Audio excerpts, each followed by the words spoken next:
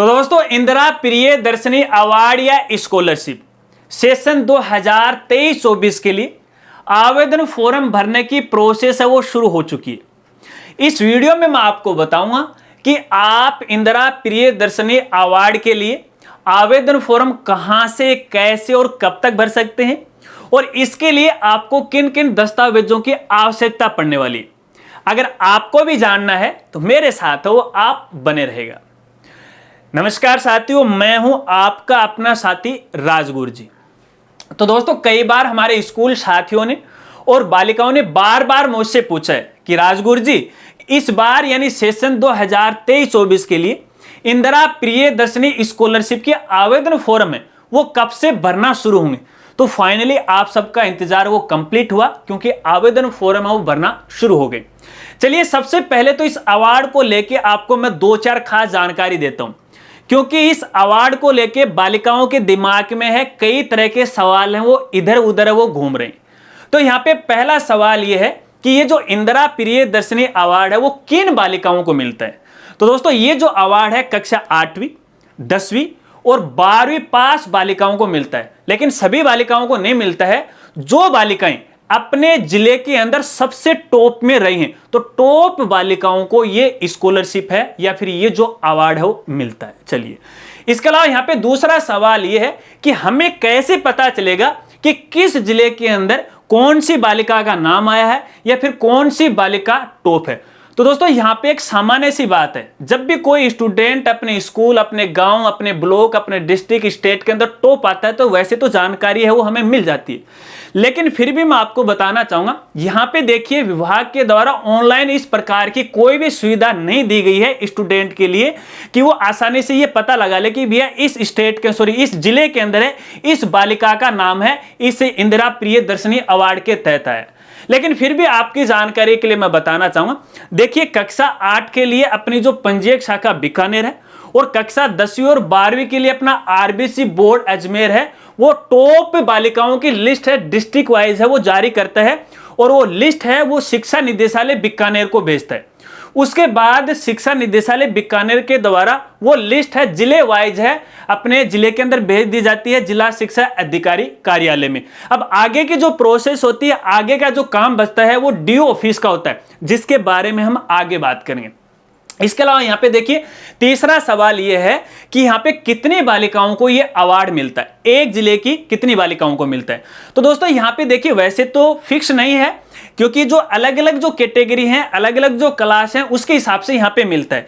तो यहाँ पे देखिए एक कैटेगरी की जो बालिका जो जिले के अंदर टॉप हुई है उनको ये मिलता है, जैसे एससी है, एसटी है, एससी है, ओबीसी है और ईडब्ल्यूएस श्रेणी की जो बालिकाएं हैं इन बालिकाओं को मिलता है। तो कहने का मतलब अगर एक क्लास की बात करें तो 7-8 भी हो सकते हैं, 9-10 भी बालिकाओं को ये अवार्ड मिल सकता है। और इसके अलावा यदि कक्षा 12वीं की बात करें तो आर्ट्स है, साइंस है, कॉमर्स है, इनके लिए भी यहाँ पे अलग अलग है। तो यहाँ पे नॉर्मली बात करें तो 8-10 बालिकाओं को है पर जिले वाइज है वो मिल जाता है। चलिए अब यहाँ पे बात करते हैं इसकी आवेदन प्रोसेस की, यानी जिन बालिकाओं को इस लिस्ट के अंदर नाम आ गया है तो वो आवेदन कैसे कर सकती हैं या फिर उनको कैसे पता चलेगा कि इस लिस्ट के अंदर इसका नाम आए। तो दोस्तों मैंने आपको थोड़ी देर पहले बताया कि आगे की जो प्रोसेस है वो डीओ ऑफिस की बचती है।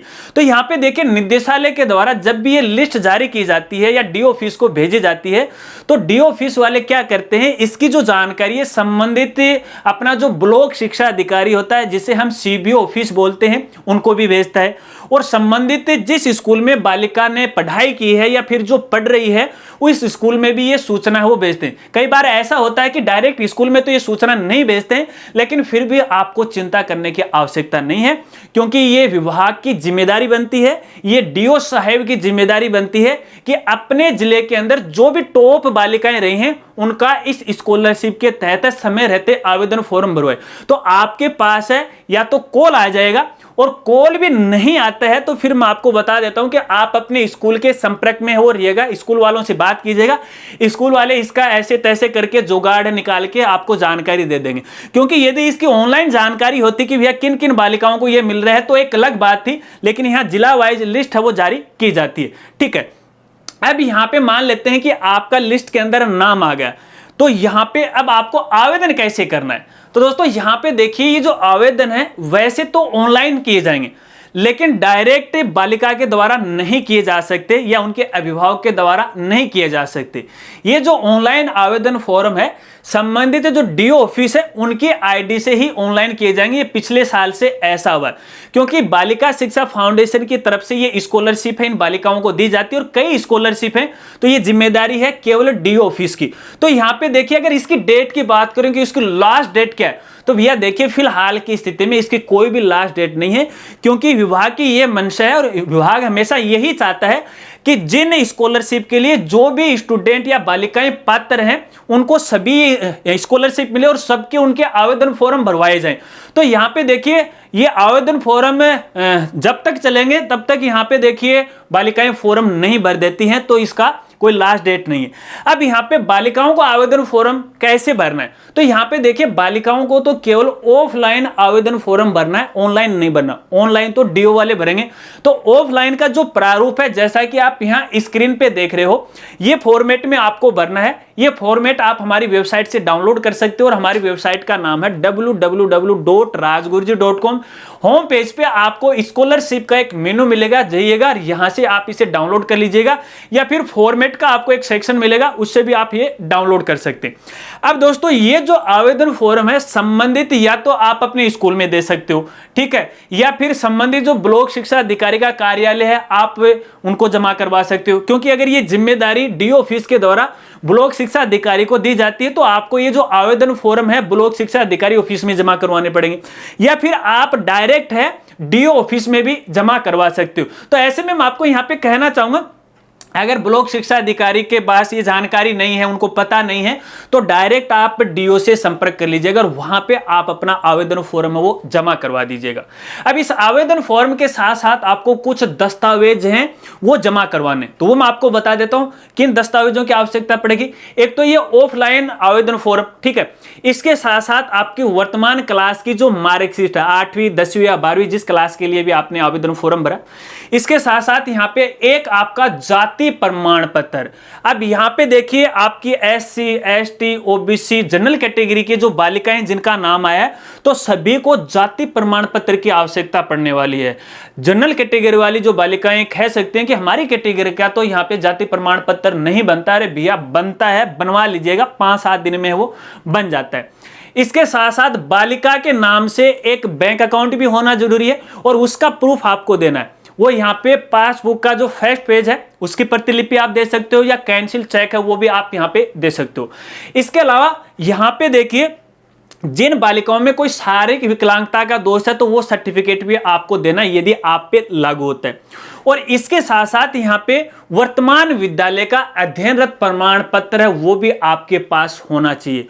और यहाँ पे खास जानकारी मैं आपको देना चाहूंगा, देखिए कक्षा 12वीं की वे बालिकाएं जिनका यहाँ पे देखिए इंदिरा प्रियदर्शनी अवार्ड की लिस्ट में नाम तो आ गया, लेकिन फिलहाल वो रेगुलर पढ़ाई नहीं कर रही हैं कॉलेज में, या तो कोई प्राइवेट वो कोर्स कर रही हैं या फिर वो कोई कोचिंग कर रही हैं, तो ऐसी बालिकाओं को भैया नाम आने के बाद भी है ये स्कॉलरशिप है आपको नहीं मिलेगी। जी हां, तो रेगुलर अध्ययनरत का सर्टिफिकेट है आपके पास होना चाहिए। यहां पे एक आपको मैं इंटरनल जानकारी बताना चाहूं, अगर आप यहां पे कोई कोचिंग अगर कर रहे हो तो आप किसी प्राइवेट कॉलेज के अंदर अपना एडमिशन वो ले सकते हो, टेम्पोररी एडमिशन है वहां से ले सकते हो। और अगर आप आगे एग्जाम देना चाहते हो तो ठीक है, नहीं देना चाहते हो तो कोई बात नहीं, लेकिन सर्टिफिकेट तो कॉलेज से मिल जाएगा, ऐसे कॉलेज वाले सर्टिफिकेट थोड़ी देंगे। इस बात को आपको खास तौर पे वो ध्यान रखना, ठीक है। तो ये कुछ दस्तावेज है जिन्हें आपको यहाँ पे वो तय रखना। चलिए अब इस स्कॉलरशिप के तहत आपको बता देता हूं कि किन किन बालिकाओं को क्या क्या मिलना है। तो यहाँ पे देखिए कक्षा 8वीं की बालिकाओं को 40,000 रुपए मिलेंगे, कक्षा 10वीं की बालिकाओं को 75,000 रुपए मिलेंगे, और कक्षा 12वीं की बालिकाओं को 1 लाख की स्कॉलरशिप है वो मिलेगी। और इसके साथ साथ कक्षा 12वीं की बालिकाओं को स्कूटी है वो भी मिलेगी, 1 लाख प्लस स्कूटी है वो भी मिलेगी। जी हां, चाहे वो साइंस हो, आर्ट्स हो, कॉमर्स हो, तो ये जो स्कॉलरशिप है आपको यहां पे वो मिलने वाले है। आशा रखता हूं कि शायद आप समझ गए होंगे। अगर इंदिरा प्रियदर्शनी अवार्ड को लेके आपके कोई सवाल हैं तो आप कमेंट जरूर कीजिएगा। आपकी मदद करने में मुझे खुशी होगी। या फिर इंस्टाग्राम पर भी आप इस प्रकार के सवाल है मुझसे पूछ सकते हैं, वहां पर भी आपको मैं जरूर है वो रिप्लाई वो करूंगा। अगर वीडियो जानकारी आपको अच्छी लगी हो तो वीडियो को लाइक कीजिएगा और अपने दोस्तों के साथ वो जरूर शेयर कीजिएगा। तो मिलते हैं फ्रेंड्स अगली एक नई वीडियो के साथ, तब तक के लिए जय हिंद, जय भारत।